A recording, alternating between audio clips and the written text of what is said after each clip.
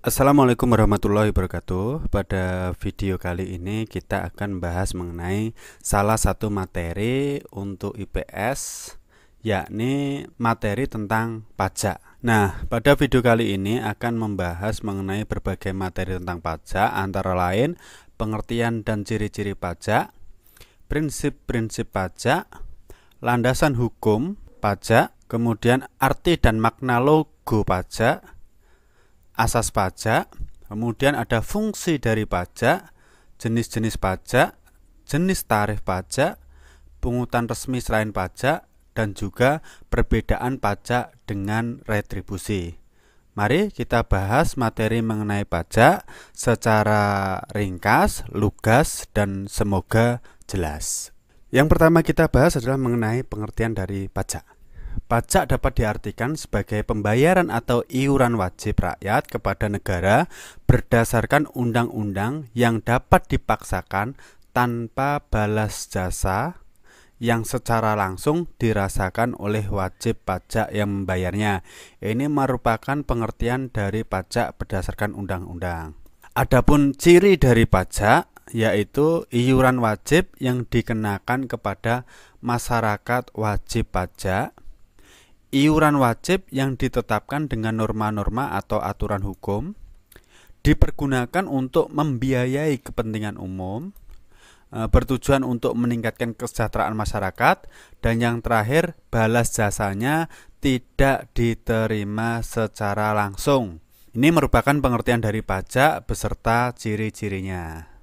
Selanjutnya yang kita bahas adalah landasan hukum dari pajak, yakni pasal 23 ayat 2 Undang-Undang Dasar 1945 yang menyatakan bahwa segala pajak untuk keperluan negara berdasarkan undang-undang. Kemudian ada Undang-Undang Nomor 16 Tahun 2000 tentang ketentuan umum dan tata cara perpajakan, Undang-Undang Nomor 17 Tahun 2000 tentang pajak penghasilan, Undang-Undang Nomor 18 Tahun 2000 tentang pajak pertambahan nilai barang dan jasa, dan juga pajak penjualan barang mewah, Undang-Undang Nomor 19 Tahun 2000 tentang penagihan pajak dengan surat paksa atau PPSP, dan Undang-Undang Nomor 20 Tahun 2000 tentang pajak bumi dan bangunan atau PBB. Selanjutnya prinsip pajak di sini ada 5, ada prinsip kesamaan, kemudian ada prinsip kesenangan, yang ketiga ada prinsip ekonomi, yang keempat ada prinsip ketepatan, yang kelima ada prinsip kepastian. Prinsip kesamaan atau equity yaitu pajak yang dibebankan kepada wajib pajak harus sesuai dengan kemampuan wajib pajak atau sebanding dengan tingkat penghasilannya.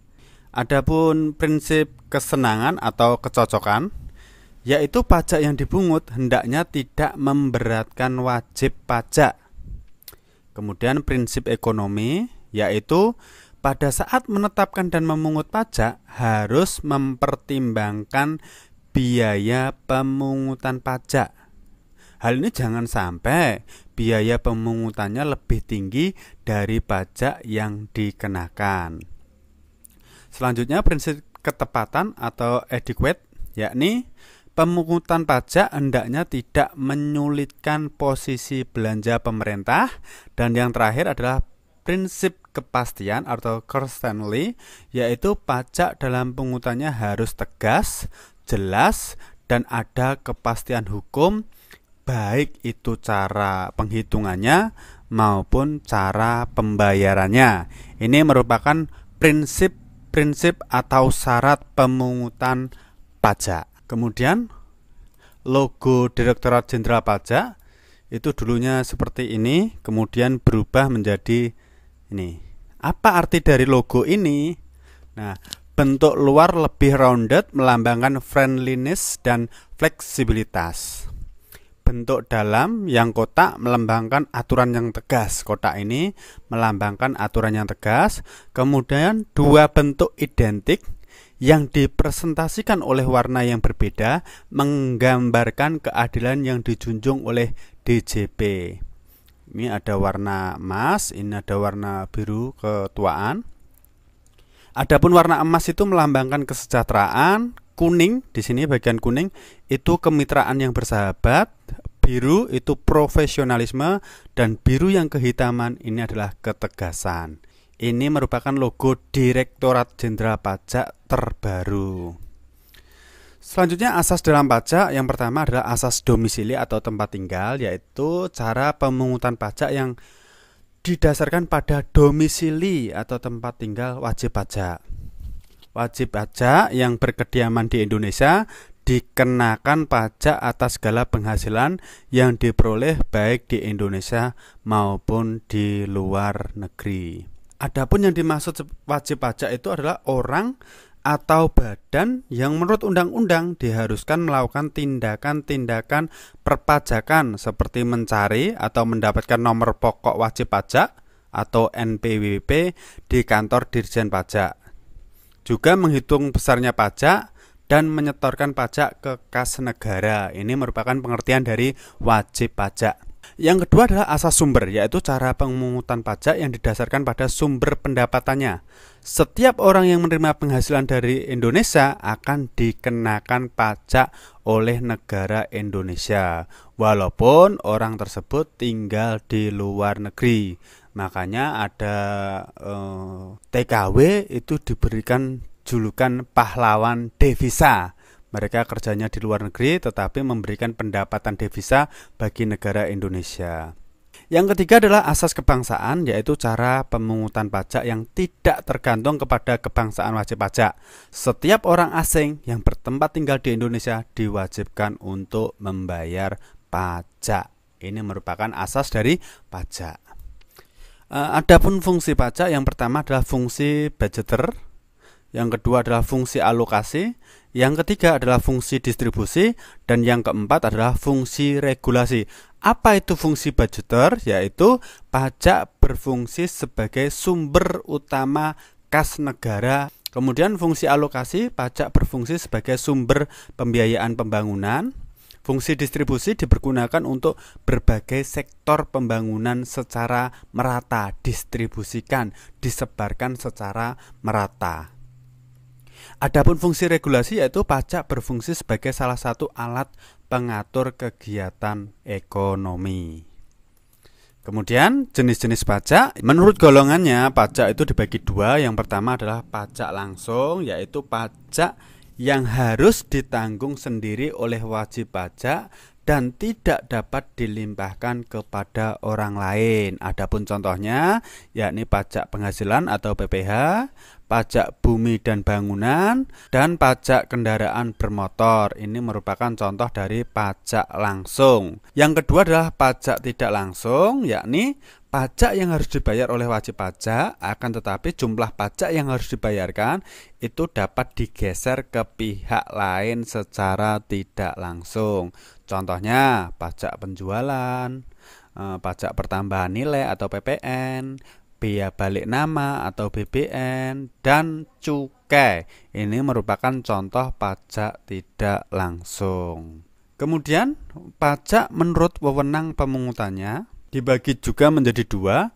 Yang pertama adalah pajak negara, yakni pajak yang dipungut oleh pemerintah pusat melalui Direktorat Jenderal Pajak atau DJP dan kantor pelayanan pajak di bawah Departemen Keuangan. Contoh pajak yang ditarik oleh negara yang disetorkan ke pusat yakni pajak penghasilan, pajak pertambahan nilai, dan juga pajak bumi dan bangunan. Menurut wewenang pemungutannya, selain pajak negara juga ada pajak daerah, yaitu pajak yang dipungut oleh pemerintah daerah, baik itu pemerintah daerah tingkat 1 maupun pemerintah daerah tingkat 2, baik itu provinsi maupun kabupaten. Contohnya pajak daerah itu pajak pertunjukan, pajak reklame, dan juga pajak kendaraan bermotor. Menurut sifatnya, pajak itu dibagi menjadi dua. Yang pertama adalah pajak objektif, yaitu pajak yang pemungutannya berdasarkan objek atau tidak memperhatikan keadaan wajib pajak. Contoh dari pajak objektif yaitu pajak penghasilan. Selain pajak objektif juga ada pajak subjektif, yaitu pajak pemungutannya memperhatikan keadaan wajib pajak, Misalnya pajak bumi bangunan, pajak penjualan atau PPN, dan juga pajak pertambahan nilai, serta pajak penjualan barang mewah. Selanjutnya menurut asalnya, yakni pajak dalam negeri, yaitu pajak yang dipungut pada setiap warga negara yang tinggal di Indonesia. Sedangkan satu lagi adalah pajak luar negeri, yaitu pajak yang dipungut kepada warga negara asing yang memiliki usaha atau penghasilan di Indonesia. Itu tadi merupakan berbagai jenis-jenis dari pajak. Selanjutnya adalah jenis tarif pajak. Yang pertama adalah tarif proporsional. Tarif ini yang mana presentasinya sama setiap jenis objek pajak. Makin besar pendapatan, maka makin besar pajaknya. Kemudian yang kedua, tarif progresif. Tarif progresif ini makin besar jika objek pajaknya bertambah. Makin besar pendapatan yang diperoleh, maka makin besar pula persentase pajak yang harus dibayar. Yang ketiga adalah tarif degresif, yakni tarif pajak yang makin rendah jika objeknya bertambah. Makin tinggi penghasilan wajib pajak, maka pajak yang harus dibayar semakin rendah. Ini merupakan berbagai tarif pajak.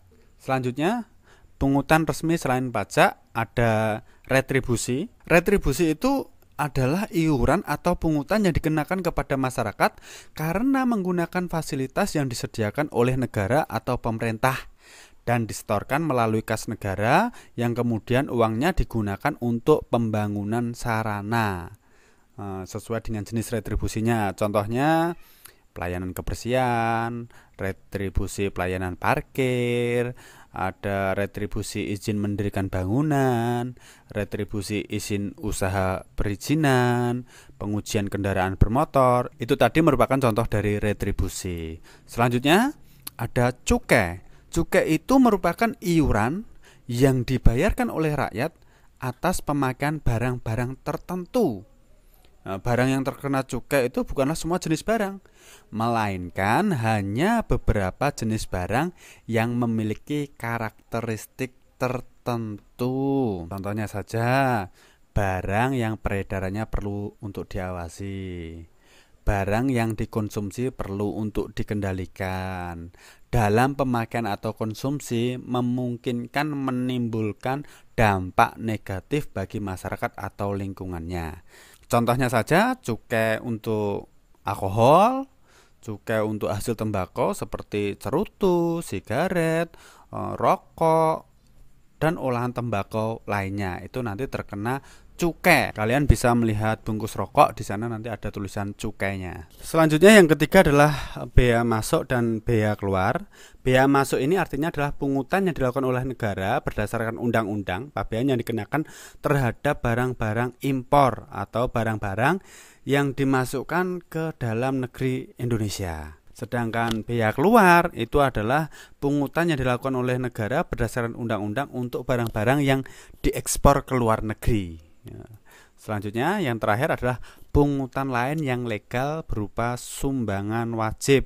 Contohnya saja adalah sumbangan wajib untuk pemeliharaan jalanan.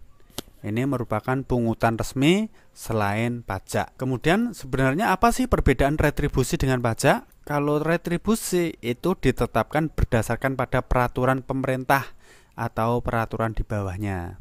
Sedangkan untuk pajak itu diatur melalui undang-undang. Selanjutnya dipungut oleh pemerintah daerah tingkat 1 dan tingkat 2, provinsi dan kabupaten.